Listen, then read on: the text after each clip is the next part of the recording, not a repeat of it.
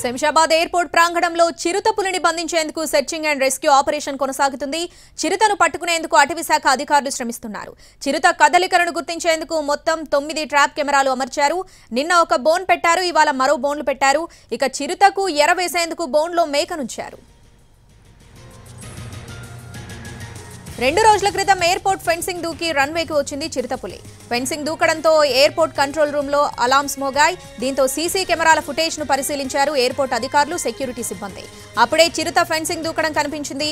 వెంటనే అటవీ శాఖ అధికారులకు సమాచారం అందింది.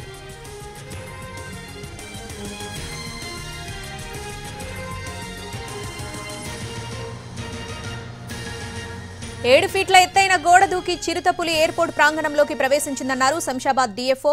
మొన్న సంచరించిన ప్రాంతంలోనే నిన్న కూడా సంచరించినట్లు ట్రాప్ కెమెరాలో రికార్డైందన్నారు. ఇక ఇవాళ రాత్రికి చిరుతను పట్టుకుంటామంటున్న డీఎఫ్ఓతో మా ప్రతినిధి రవి ఫేస్ టు ఫేస్.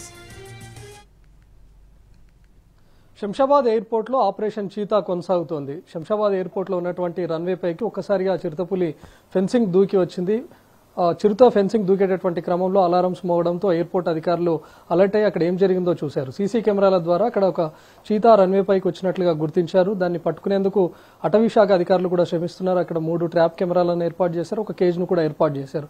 అది కేజ్ దాకా వచ్చింది, కానీ కేజ్ లోపలికి వెళ్లకుండానే వెళ్లిపోయింది. ట్రాప్ కెమెరాల్లో మరోసారి చీతా దృశ్యాలు కూడా రికార్డ్ అయ్యాయి. ప్రస్తుతం మనతో పాటు డిఎఫ్ఏ కూడా ఉన్నారు. సరే, అక్కడ చీతా ఏ విధంగా వచ్చింది, లేకపోతే దాన్ని పట్టుకోవడానికి ఏం చేస్తున్నారు సార్, ఎలాంటి ఏర్పాటు చేస్తున్నారు? మొన్న రాత్రి ఎయిర్పోర్టు వాల్ దూకి అది రాగానే అక్కడ అలారం వచ్చేసింది. ఆ అలారం రాగానే వాళ్ళు మాకు నిన్న ఎర్లీ మార్నింగ్ రిపోర్ట్ చేసిండ్రు. ఎయిర్పోర్ట్ వాళ్ళు ఇట్లా లేపర్డ్ వచ్చిందని రిపోర్ట్ చేయగానే ఇమీడియట్లీ మేము మార్నింగ్ మా స్టాఫ్ తోటి మేము అందరం అక్కడికి వెళ్ళి చూసి ఆ స్పాట్ను చూసి జూ పార్క్ నుండి కేజీ తెప్పించి KG and trap cameras 3 trap cameras arrange చేయడం జరిగింది. అయితే రాత్రి ట్రాప్ కెమెరాలో కూడా అది టెస్ట్ అవుట్ అయింది. టెస్ట్ అవుట్ కాగానే ఈ రోజు మళ్ళీ ఇంకో 2 కేజెస్ ప్లస్ ఇంకో 6 సీసీ కెమెరాలు అంటే ట్రాప్ కెమెరాలు పెడుతున్నాము. ఎట్టి పరిస్థితి లోపల దాన్ని ఈ 1 or 2 days లోపల ట్రాప్ చేయడానికి ప్రయత్నం చేస్తాం. సార్, అది ఎటువైపు నుంచి వచ్చిందని భావిస్తున్నారు? అంటే చుట్టూ ఫారెస్ట్ ఉంది, దాని పక్కనే గొల్లపల్లి విలేజ్ కూడా ఉన్నట్టుంది. మన దగ్గర గొల్లూరు గండి కూడా ఫారెస్ట్ ఉంది, కానీ చుట్టూ కూడా ఫెన్సింగ్ ఉంది. ఆ ఏరియాలో ఎలాంటి కూడా ఇంతవరకు మనకు మార్క్ కాలేదు. మన దగ్గర చిరుతపులి లేదు. అది షాద్ నగర్ ఏరియాలో ఇంతకుముందు 2 months బ్యాక్ ట్రెస్ అవుట్ అయింది. ఆ ఏరియా నుంచి వచ్చిందని మేము అనుకుంటున్నాం, కానీ ఇంతవరకు దాన్ని నిర్ధారణ కాలేదు. ఎట్టి పరిస్థితుల్లో కూడా దాన్ని 2 days లోపల ట్రెస్ అవుట్ చేయడానికి అంటే పట్టుకోవడానికి ప్రయత్నం చేస్తున్నాం. సార్, ఎయిర్పోర్ట్ చుట్టూ ముఖ్యంగా అటు రన్వే సైడ్ లో చాలా ఎత్తైన కాంపౌండ్ వాల్ కూడా ఉంటుంది, ఎలక్ట్రిక్ ఫెన్సింగ్ కూడా ఉంటుంది.